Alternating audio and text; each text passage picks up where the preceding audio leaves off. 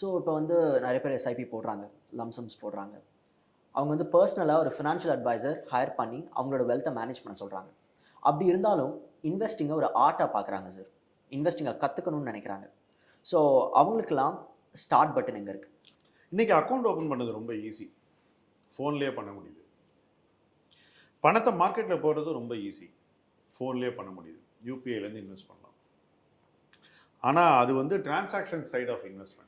எளிமைப்படுத்தப்பட்டது transaction side of investment. Investment decision making, எதை வாங்குவது என்ற அந்த முடிவு எடுக்கிறது இருக்குல்ல, அது இன்னைக்கு வந்து 20-30 வருஷம் இருந்ததை விட இன்னும் கடினமானதாக இருக்கு அப்படிங்கிறது தான் என்னுடைய first point. You can get in very easily. ஆமாம். But you may not be able to get out because the price may fall after you get in. So எல்லோருக்குமான இடம் தான் ஸ்டாக் மார்க்கெட் என்றாலும் எல்லோரும் கண்ணை மூடிக்கொண்டு ரிஸ்க் எடுக்கிறதுக்கு இது சரியான இடம் இல்லை. ஸோ அந்த இடத்துல தான் என்ன மாதிரி சாய்ஸஸ் பண்றீங்க அப்படிங்கிறது ரொம்ப ரொம்ப மெட்டீரியல், ரொம்ப முக்கியமாயிடுது. உதாரணத்துக்கு நீங்க வந்து ஸ்டாக்ஸ் வாங்குறதுக்கு பதிலாக ஒரு ETF வாங்குறீங்க அல்லது ஒரு மியூச்சுவல் ஃபண்ட் வாங்குறீங்க. அப்போ உங்களுக்கு எதை வாங்குவதுன்ற கன்ஃபியூஷன் வந்து வெறும் அந்த ஃபண்ட் சாய்ஸோட நின்றுடுது. அதில் இருக்கக்கூடிய 40 ஷேரை அந்த ஃபண்ட் மேனேஜர் தான் வாங்குறாரு. அப்படிப்பட்டவரோடு ஒரு இனிஷியல் பயணத்தை ஒருத்தர் செய்யும்போது நீங்கள் உங்களுடைய தாட்ஸையும் அவர் செய்யறதையும் நீங்கள் மாதம் மாதம் கம்பேர் பண்ணலாம். டேட்டா கிடைக்கும். அந்த டேட்டாவை எடுத்து உங்கள் ஃபண்ட் எப்படி பண்ணுது, உங்கள் ஃபண்ட் மேனேஜர் என்ன பண்ணுறாருங்கிறது பார்க்கறதா ஒரு இன்வெஸ்டருக்கு ஃபஸ்ட்டு வேலை. ஆனால் இன்றைக்கி அதெல்லாம் யாரும் பார்க்குறாங்க இல்லை. அப்படி பார்த்து பார்த்து பார்த்து நீங்களும் ஒரு இன்வெஸ்ட்மெண்ட் திங்கராக உருவாகிடுவீங்க. நீங்களே ஒரு மேனேஜராகவும் ஆக முடியும். ப்ரொவைடட் நீங்கள் கற்றுக்கிட்டே இருக்கணும். மாறாக நானே எல்லாம் பண்ணுறேன் அப்படின்னு சொல்லிட்டு எக்கச்சக்க ரிஸ்க் எடுத்துகிட்டு நீங்கள் ஆப்ரேட் பண்ணீங்கன்னாக்கா சில நேரங்கள் நீங்கள் வாங்கின ஸ்டாக்ஸ் ஃப்ளாப் ஆகி கேபிட்டல் குறைஞ்சி போய்டும். அந்த சுச்சுவேஷன் வரும்போது people go out of the market. போன சைக்கிள்லாம் நிறைய பேர் வந்தாங்க, நிறைய பேர் வெளியே போயிட்டாங்க. அதுக்கு முந்தின சைக்கிள் இன்னும் நிறைய பேர் வந்தாங்க, நிறைய பேர் வெளியே போயிட்டாங்க. ஸோ ஒரு புல் மார்க்கெட்லேயும் நிறைய பேர் வெளியேறாங்க. வெளியேறாமல் ஒருத்தர் ஒரு இன்வெஸ்ட்மெண்ட் ஜேர்னியை பண்ணணும் அப்படின்னாக்கா அவங்க தேர்வு செய்யும் அந்த கலையை நன்கு கற்றறிந்து எழுதி வச்சு என்ன நடக்குதுன்னு பார்த்து ப்ரெடிக்ஷன்ஸ் எல்லாம் அவங்க பண்ணி அதை எப்படி வேலிடேட் பண்ணணும்னு மாத கணக்கில் பார்த்து அதுக்கப்புறம் ஓகே எனக்கு தான் இந்த பணம் வருதா இதை வச்சு நான் இன்வெஸ்ட் பண்ணணும்னு வரலாம். மாறாக எந்த ஹோம்ஒர்க்கும் பண்ணாமல் என்னால் அக்கௌண்ட் ஈஸியாக ஓப்பன் பண்ண முடியுது அதனால் நான் வாங்குறேன் அப்படின்னு சொல்லிட்டு நீங்கள் போய் ஏதாவது ஒரு சேனலை பார்த்து அவங்க சொல்கிற ஷேர்லாம் வாங்கினீங்கன்னாக்கா நிச்சயமாக அது வந்து பொருளாதார ரீதியாக உங்களுக்கு நல்லது செய்யாது. Very true sir. அதுதான் நம்ம வாங்குற ஷேருக்கு ஒரு ஃபேஸ் வேல்யூ இருக்கும் சார். அதுதான் இன்ட்ரின்சிக் வேல்யூவா? நிச்சயமாக கிடையாது. இல்லை. இன்ட்ரின்சிக் வேல்யூனா என்ன சார்? இப்போ ஒரு நிறுவனத்தில் இருக்கக்கூடிய சொத்துக்கள், அந்த நிறுவனம் சம்பாதிக்கக்கூடிய நிகர லாபம், அந்த நிறுவனத்தினுடைய வருங்கால வளர்ச்சி, இதையெல்லாம் வச்சு ஒரு கம்பெனியினுடைய மதிப்பையும் நம்ம அளவிடலாம். அதுதான் இன்ட்ரின்சிக் வேல்யூ. புக் வேல்யூன்னு சொல்றது அந்த நிறுவனம் சொத்துக்களை ஏற்படுத்த செலவு பண்ண பணம், அவ்வளோதான். இப்போ இந்த அப்பார்ட்மெண்ட் எடுத்துக்கிட்டிங்கனாக்கா இதனுடைய புக் வேல்யூ வந்து மேபி ஒரு 36 லட்சம் இருக்கும். ஆனால் அதனுடைய இன்ட்ரின்சிக் வேல்யூ அதை விட பல மடங்கு அதிகமாக இருக்கலாம். ஸோ இன்ட்ரின்சிக் வேல்யூங்கிறது ஒரு 1.5-2 கோடி இருக்கலாம். ஏன்னா இன்றைக்கி இந்த பில்டிங்கை கொடுத்தோன்னாக்கா என்ன கிடைக்கும் அப்படின்ற அந்த கணக்கு. ஸ்டாக்லேயும் அதே தான். ஸ்டாக்குக்கு ஒரு புக் வேல்யூன்னு ஒன்று இருக்குது, இன்ட்ரின்சிக் வேல்யூன்னு ஒன்று இருக்குது. யூஸ்வலாக intrinsic value be more than the book value. Usual இன்வெஸ்ட்மெண்ட்டை எப்படி பண்ணணும்? இன்ட்ரின்சிக் வேல்யூவை மதிப்பிட்டு அதை வந்து கரண்ட் மார்க்கெட் ப்ரைஸோட கம்பேர் பண்ணி ஒருவேளை கரண்ட் மார்க்கெட் ப்ரைஸ் இன்ட்ரின்சிக் வேல்யூவோட குறைவாக இருந்துச்சுன்னா நம்ம நிச்சயமாக அந்த பங்கை வாங்க வேண்டும். ஸோ இந்த கணக்கு போடுவது என்பது நாங்களாம் முதல் நாள்லேருந்து பழக்கப்படுத்தி கற்றுக்கிட்ட விஷயம். ஸோ நம்ம இப்போ மியூச்சுவல் ஃபண்ட்ஸ் பற்றி பேசியிருக்கோம் சார். பிஎம்எஸ்னு ஒரு ப்ராடக்ட் இருக்குது, போர்ட்ஃபோலியோ மேனேஜ்மெண்ட் சர்வீசஸ். மியூச்சுவல் ஃபண்ட்ஸும் பிஎம்எஸும் ஒன்றா? நிச்சயமாக இல்லை. ரெண்டும் நிறைய வேறுபாடுகளுக்கு உள்ளானது தான். என்னென்ன டிஃப்ரென்சஸ் இருக்குது? பிஎம்எஸ் வந்து ஒரு ஹெச்என்ஐ, ஹை நெட்வொர்க் இண்டிவிஜுவலுக்காக நிறுவப்பட்ட ஒரு ப்ராடக்ட். ஒரு காலத்தில் 10 லட்சம் இருந்தது மினிமம், இப்போ 50 லட்சம் இருக்குது. நாளைக்கு 1 கோடியாக கூட ஆகலாம். ஸோ மினிமம் அவ்வளோ கொடுத்தா தான் ஒருத்தர் வந்து பிஎம்எஸ்ல சேரவே முடியும். வெராஸ் நிறைய பேர் மாதம் மாதம் இன்வெஸ்ட் பண்ணணும், வளரணும் அப்படிலாம் நினைப்பாங்க. அவங்களுக்கு பிஎம்எஸ் சூட் ஆகாது. ஏன்னா 50 lakhs கண்டுபிடிக்கிறது ரொம்ப கஷ்டம். ஆனாலும் ஒரு பிஎம்எஸ்ல இன்வெஸ்ட் பண்ணது மூலமாக ஒரு வித்தியாசமான முதலீட்டு அணுகுமுறையை நீங்கள் எடுக்க அவங்க உதவுவாங்க உங்கள் போர்ட்ஃபோலியோவில். அந்த அணுகுமுறை மாறும்போது உங்களுடைய ரிஸ்க் மேனேஜ்மெண்ட் வேற மாதிரி இருக்கும், இண்டெக்ஸ் மாதிரி இருக்காது. ஸோ இண்டெக்ஸில் சில கம்பெனி விழுந்தால் கூட உங்களுக்கு ஒன்றும் ஆகாது, ஏன்னா உங்கள் தேர்வுகள் சரியாக அமைஞ்சிருக்குன்றதான். ஸோ இதை நம்ம ரொம்ப கவனமாக ஃபாலோ பண்ணணும். பிஎம்எஸ்ல இதை வந்து ஃபாலோ பண்ண நமக்கு ஒரு வாய்ப்பு இருக்கு. ஸோ இப்போ இந்த சின்ன சின்ன இன்வெஸ்டர்ஸ் இருக்காங்களா சார், அவங்களும் பிஎம்எஸ்க்கு போகணும்னு நினைக்கிறாங்க. ஸோ அவங்களுக்கு வாட் வுட் யூ அட்வைஸ்? பிஎம்எஸ்க்கு இன்றைக்கி மினிமம் 50 lakhs. ஸோ அந்த 50 lakhsக்கு எப்படி சேஃபாக ட்ராவல் பண்ணுறது அப்படின்னு ஹேபிச்சுவேட் பண்ணிக்கிங்க. அது பண்ணும்போது மற்ற பிஎம்எஸ் எல்லாம் எல்லாத்தையும் ரிவ்யூ பண்ணி எது நல்லா இருக்குன்னு தெரிஞ்சுக்கிங்க. அப்புறமா நீங்கள் முடிவு எடுத்து அங்கே போகலாம். Collect capital to go there. Don't borrow money to invest in PMS. இல்லை முக்கியம் அது. Okay. Sovereign gold bonds SGB ரீசெண்டாக அதோட இஷ்யூ முடிஞ்சிருக்கு சார். இப்போ சொசைட்டியில் அதுக்கு தேவையான அப்ரிசியேஷன் கொடுக்கப்பட்டிருக்கா சார், அதை நம்ம எப்படி பார்க்கணும்? அதோட இன்ஸ்ட்ருமெண்ட்டை நம்ம எப்படி யூட்டிலைஸ் பண்ணிக்கலாம்? சாவரின் கோல்ட் பாண்ட் வந்த புதுசில் நிறைய அதை பற்றி கிரிட்டிசிசம். உண்மையிலேயே கடைசியில் பணத்தை திருப்பி கொடுப்பாங்களா கவர்மெண்ட் அப்படின்லாம் வந்து ஒரு கேம்பெயின். அந்த கேம்பெயினில் வந்து முகாந்திரமே கிடையாது. இந்தியன் கவர்மெண்ட் கொடுக்கக்கூடிய ஒரு பாண்டோடைய பணத்தை அவங்க திருப்பி கொடுக்க மாட்டாங்கன்னா நாளைக்கு நம்ம ரிசர்வ் வங்கியிலேருந்து வாங்குகிற பணத்துக்கு என்ன மரியாதை? ஸோ நீங்கள் வச்சிருக்கிற பணத்துக்கு என்ன மரியாதையோ, உங்கள் பேங்க்கில் இருக்கிற பணத்துக்கு என்ன மரியாதையோ அதே மரியாதை வந்து சாவரன் கோல்ட் பாண்டுக்கும் இருக்கணும்.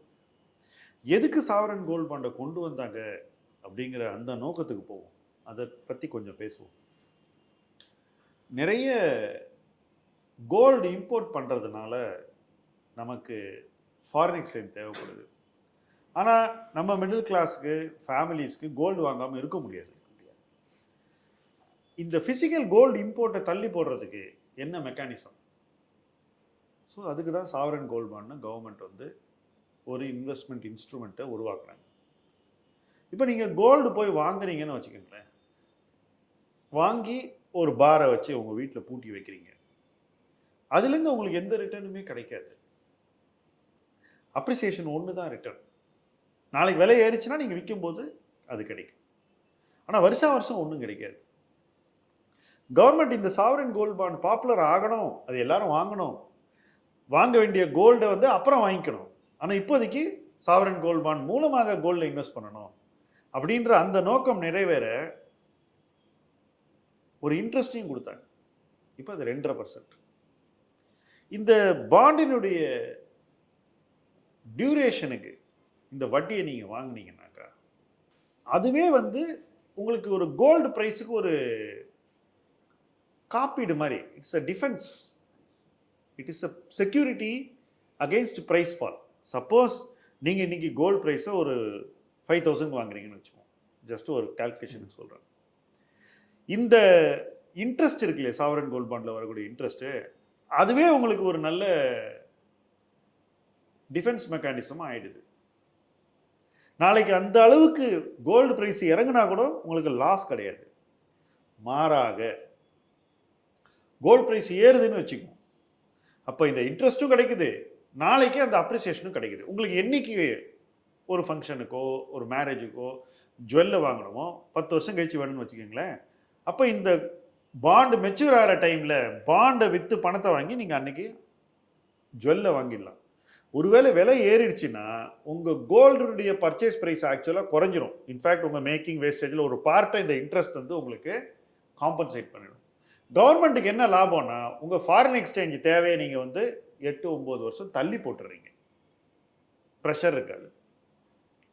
இதுதான் அவங்களுடைய நோக்கம். அவங்க நோக்கம் நிறைவேற எந்த அளவுக்கு பப்ளிக் காமன் சிட்டிசனுக்கு ஸ்வீட்டன் பண்ணி கொடுக்க முடியுமோ அவ்வளவுக்கு அவ்வளோ பண்ணி கொடுத்தாங்க.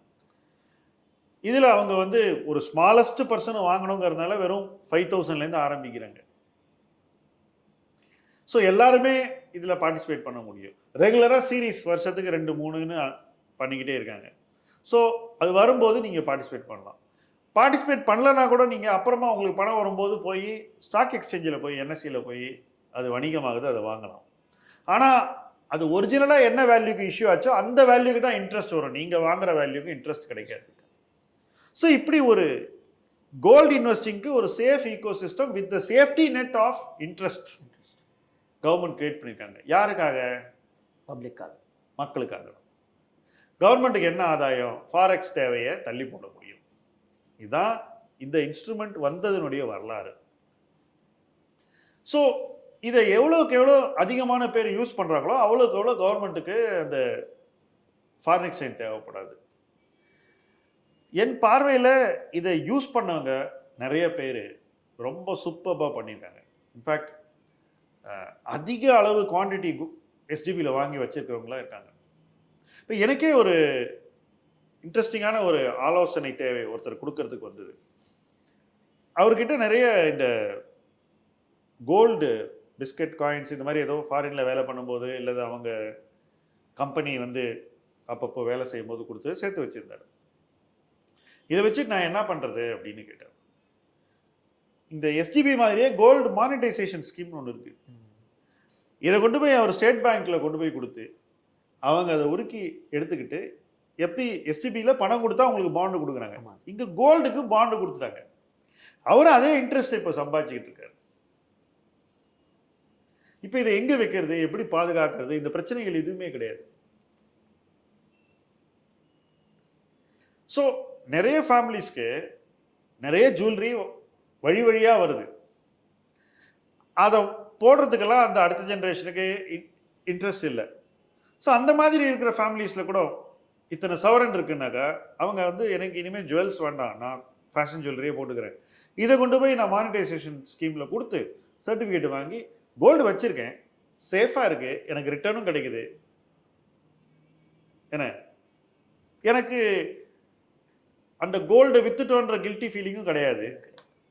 ஒரு 10 வருஷம் கழிச்சு நான் என்ன பண்ணணுமோ அப்போ அதை பார்த்துக்கலாம் அப்படின்னு ஒரு ஜென்ரேஷன் டு ஜென்ரேஷன் இந்த மாதிரி ஒரு டிரான்சிஷன் கூட எனக்கு ஒருத்தருக்கு அட்வைஸ் பண்ண சான்ஸ் கிடைச்சது. அதை அவர் ரொம்ப சிறப்பாக செஞ்சார். அதான் எனக்கு வந்து அந்த பர்சன் எந்த சென்டிமெண்ட்ஸும் இல்லாமல் அதை ரொம்ப அழகாக பண்ணாருங்கிறது எனக்கு ரொம்ப ஒரு satisfying aspect. Super sir. So நீங்கள் சொன்ன மாதிரி கோல்டுக்கு ஒரு ட்ரெடிஷ்னல் பாயிண்ட் ஆஃப் வியூ இருக்குது. இப்போ சம்பாதிச்சா அதை சேமிக்க வந்து நம்ம கோல்டில் போய் இன்வெஸ்ட் பண்ணிடுறோம், முன்னாள் காலத்துலேருந்தே வந்திருக்கு. ஸோ இப்போ அந்த பாயிண்ட் ஆஃப் வியூவாக மாறிட்டே இருக்கா? பேப்பர் கோல்டை ப்ரிஃபர் பண்ணுறாங்களா பீப்புள், இல்லாட்டி ஒன்றும் ஃபிசிக்கல் கோல்டு தான் போகிறாங்களா? நீங்கள் இன்னைக்கு காஸ்டியூம் ஜுவல்லரியுடைய குவாலிட்டியை பாருங்கள். ஃபேஷன் ஜுவல்லரி உங்களால் வந்து ஒரு பக்கம் ஒரு ரொம்ப காஸ்ட்லி ஜுவல் இருக்குது, இன்னொரு பக்கம் ஒரு ஃபேஷன் ஜுவல்லரி இருக்குது. பெரிய வித்தியாசம் உங்களால் சொல்ல முடியாது. எதுக்காக பீப்புள் ஜுவல்லரி போடுறாங்க? அது வந்து சோஷியலி ஒரு ஒரு அப்பியரன்ஸை கிரியேட் பண்ணுறதுக்கு தான். இப்போ அந்த அப்பியரன்ஸை உங்களால் ஒரு 5000 ரூபி 10,000 ரூபி ஃபேஷன் ஜுவல்லரியிலே கிரியேட் பண்ண முடியுதுன்னா நீங்கள் வந்து கோல்டை ஜுவல்லாக போட்டு காட்டணுங்கிறதுக்காக வாங்க வேண்டிய அவசியம் இல்லை. ஆனால் உங்களுக்கு ஒரு அசட் அலோகேஷனில் கோல்டு தேவை இருக்குது, அது ஒரு கரன்சி. இன்றைக்கும் இந்தியாவில் வந்து கோல்டை வாங்க வசதி உள்ளவங்க இந்தியன் பாப்புலேஷனில் அவ்வளோ ஹை கிடையாது. இன்னும் நிறைய பேர் ஃபஸ்ட்டு இதுக்குள்ளே வந்து கோல்டு வாங்கணும். ஸோ இவங்க எல்லாருமே வந்து இதுக்குள்ளே வரும்போது இதற்கான தேவை அதிகரிச்சுட்டு தான் போகும், குறையாது. என்னதான் ஃபேஷன் ஜுவல்லரி நல்லா இருக்குன்னு நான் சொன்னால் கூட வாங்குறவங்களுக்கு ஜுவல்லரி வாங்கி அதை போட்டுக்கிட்டா தான் அது வந்து ஒரு நிறைவு கொடுக்குது. ஆனால் இந்த ஒரு ஃபேக்டர் இருக்குது. இந்த ஃபேக்டர் இருக்கிறனால நான் என்ன ஃபீல் பண்ணுறேன், நீங்கள் அதை வந்து பேப்பர் ஒரு பக்கம் பேப்பர் இன்வெஸ்ட்மெண்ட் பண்ணிவிட்டு இன்னொரு பக்கம் உங்கள் கன்சம்ஷனை நீங்கள் ஒரு சீப்பர் ஜுவல்லரி ஆல்டர்னேட்டிவ் மூலமாக செய்யலாங்கிறது என்னுடைய கருத்து. பட் இதெல்லாம் வந்து எல்லாரும் ஏற்றுக்கக்கூடிய விஷயமா இருக்காது. ஒவ்வொருத்தருக்கும் தனிப்பட்ட சாய்ஸஸ் இருக்குது. அவங்கவுங்க தங்களுக்கு எது சரியோ அதை செய்வாங்க. Correct sir, very true.